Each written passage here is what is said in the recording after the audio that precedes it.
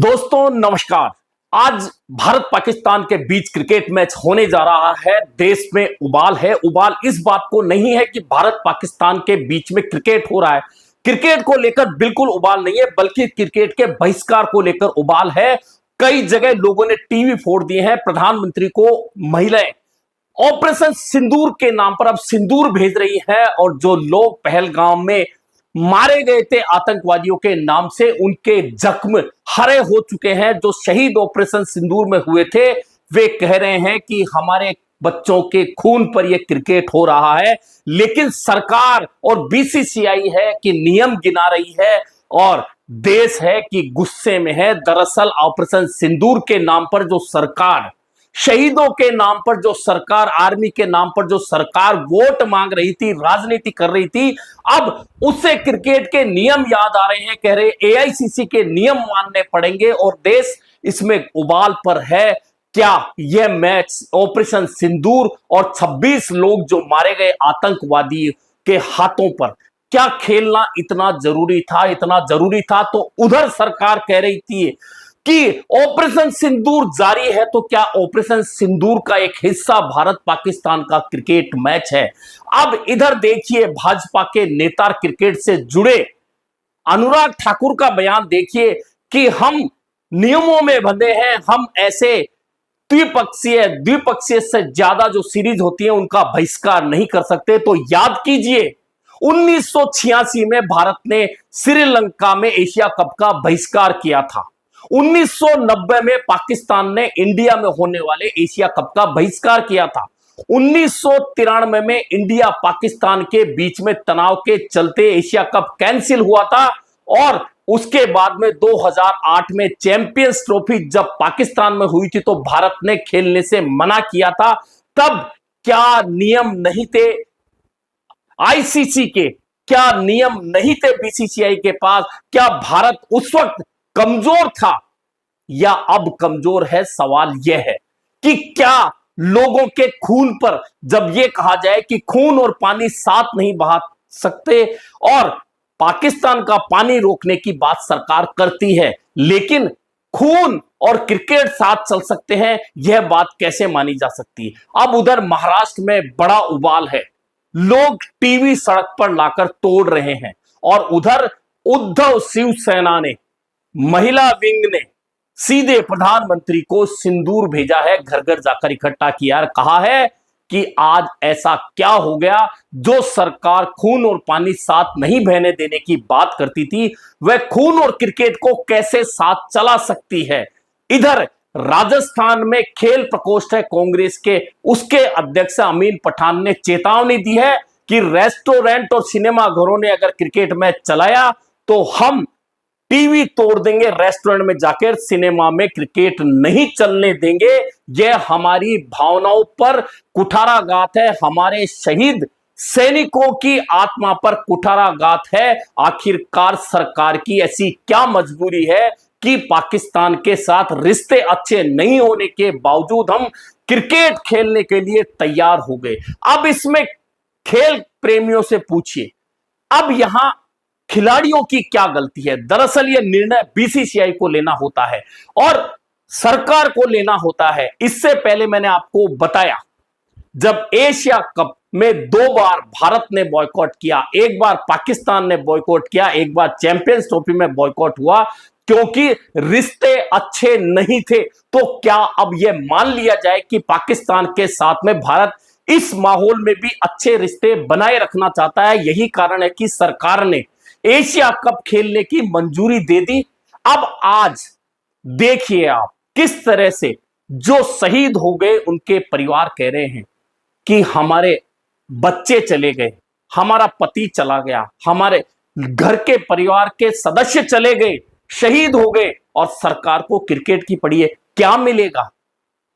कुछ पैसा, कुछ करोड़ रुपया, लेकिन वही पैसा पाकिस्तान को मिलेगा। और पाकिस्तान को जो मिलता है पैसा, जब हम कहते हैं, हमारी सरकार कहती है कि पाकिस्तान को मिलने वाली कोई भी विदेशी सहायता बुलेट में बदल जाती है, और वह बुलेट हमारे सैनिकों के सीनों पर चलती है, हमारे लोगों पर चलती है, तो फिर इस एशिया कप से एक मैच से पाकिस्तान को जो करोड़ों रुपए मिलने वाले हैं उनका प्रयोग क्या आतंकवादी गतिविधियों में पाकिस्तान नहीं करेगा, इसकी क्या गारंटी है और आखिर ऐसी क्या मजबूरी है? शिवसेना, आप, कांग्रेस सहित बहुत सारे संगठन इस मैच के विरोध में हैं और सरकार बीजेपी की है, प्रधानमंत्री नरेंद्र मोदी की है, एनडीए की है, वही सरकार जो ऑपरेशन सिंदूर के नाम पर बहुत बड़ी बड़ी बातें करती थी। ऑपरेशन सिंदूर अभी खत्म नहीं हुआ है। पाकिस्तान ने आंख दिखाई तो आंख निकाल लेंगे। खून और पानी साथ नहीं बह सकता, हम पाकिस्तान का पानी रोक लेंगे। इतनी बड़ी बातें करने के बाद अब क्रिकेट का करना कहां जरूरी है? लोग सवाल यह उठा रहे हैं कि खिलाड़ियों को मना कर देना चाहिए। खिलाड़ी सिर्फ खेलता है, खिलाड़ी आदेश मानता है बीसीसीआई के। बीसीसीआई को सरकार मना कर सकती है, क्योंकि सरकार यदि इजाजत नहीं देगी तो फिर बीसीसीआई की इतनी हिम्मत नहीं है कि वह जाकर पाकिस्तान के साथ में इंडियन क्रिकेट टीम को खेलने की इजाजत दे दे। लेकिन उस बीसीसीआई के अध्यक्ष जैसा के पिता अमित शाह है, अमित शाह देश के गृह मंत्री हैं, तो आप समझिए लोगों का सारा गुस्सा उधर उतरना वाजिब लग रहा है। अब इस पर राजनीति अभी शुरू हुई है। निश्चित मानिए कि जिस बात को लेकर भारतीय जनता पार्टी विपक्ष पर हमलावर होती थी, जिस देशभक्ति की बातें करके भाजपा विपक्षी दलों पर, कांग्रेस पर, अन्य दलों पर हावी होती थी, अब वही उसके गले की हड्डी बन चुका है।